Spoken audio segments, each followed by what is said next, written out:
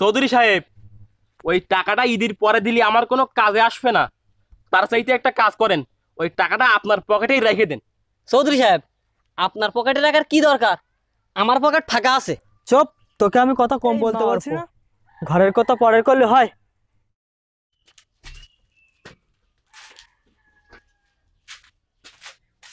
ভাই, এই যে আমার একটা নতুন পাঞ্জাবি কিনে দেবা?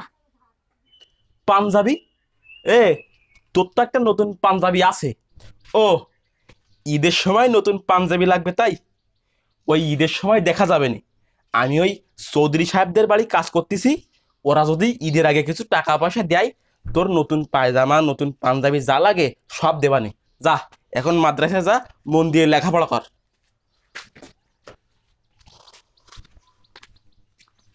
ছোট ভাইরে তো কথা দিলাম, ঈদের সময় নতুন পাঞ্জাবি কিনে দেব, নতুন পায়জামা কিনে দেব।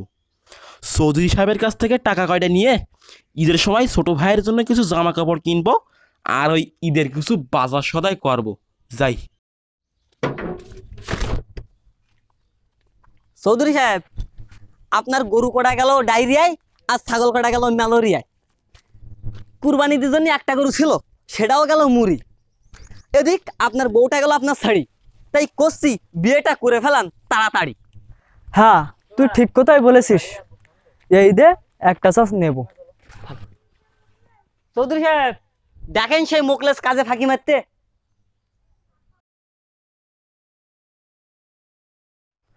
কি? এই মোকলেদের ডাক দে।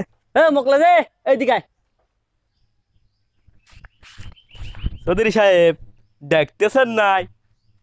এই মোকলেস, তুই কাজে ফাঁকি মারতেছিস কেন? তোমার কি চৌধুরী সাহেব টাকা পয়সা কম দেয়? তুমি তো টাকা নেওয়ার সময় 2 টাকা বেশি নাও, কম নাও না। চৌধুরী সাহেব, শরীরটা একটু অসুস্থ আর রোজা রাখেছি তো, এই জন্যে একটু জিরাই নিলাম। চৌধুরী সাহেব, ওই গত মাসের টাকা কয়টা দিলে একটু ভালো হইতো। রমজান মাস তো শেষের পথে, আর ঈদ তো আইসে গেছে। ওই ছোট ভাইটা মাদ্রাসায় পড়ে, তার কিছু জামা কাপড় কিনে দেওয়া লাগবে। তাছাড়া আপনি তো জানেন ঈদের সময় বাড়ির জন্য কিছু সরঞ্জাম লাগে, তাই একটু করছিলাম আর কি। এই, এখন টাকা পয়সা নেই, তুই তোর কাজ কর, টাকা সময় মতন পেয়ে যাবি। চৌধুরী সাহেব, ওই কয়েকদিন পরে ঈদ তো, তাই একটু করছিলাম টাকা পয়সা করে দিলে একটু ভালো হইতো। এই, তোরা হলো গরিব মানুষ, তোদের আবার কিসের ঈদ? চাল নেই, চুলো নেই, মনে আবার ঈদের আনন্দ জেগেস। কাজ কর। এই চৌধুরী, তুই না আমি? অফকোর্স আপনি। চৌধুরী আমি? তাহলে আমি যেটা করছি এটা মনোযোগ দিয়ে শোন। ঈদ মানে কি? আনন্দ। আনন্দ। এই ঈদের দিনে ধনী গরিব ফকির মিসকিন সবাই এক কাতারে দাঁড়িয়ে নামাজ আদায় করে, কাঁধে কাঁধ মিলে কুশল বিনিময় করে। আর তুই কিরাম মূর্খের মতো কথা বললি। শোন, তুই কথা কম বলবি, ভুল কম হবে। শোনো মোখলেস, এই টাকা পয়সার খুবই মানান্তর। আমি তোমার টাকাটা ঈদের পরে দিয়ে দিবানে। চৌধুরী সাহেব, ওই টাকাটা ঈদের পরে দিলে আমার কোনো কাজে আসবে না। তার চাইতে একটা কাজ করেন, ওই টাকাটা আপনার পকেটেই রেখে দেন। চৌধুরী সাহেব, আপনার পকেটে রাখার কি দরকার? আমার পকেট ফাঁকা আছে। চুপ, তোকে আমি কথা কম বলতে বলছি না? চৌধুরী সাহেব, ওই মোকলেস বলে অভিনয় করতি, আপনি ওর কথায় কান মন দেবেন না। আপনি চলেন। এই রমজান মাস শেষে ঈদটা যে কেন আসে না, তা তো আসবেই, নিয়ম যা তা তো হবেই, কিন্তু গরিব মানুষের হয়েছে জ্বালা।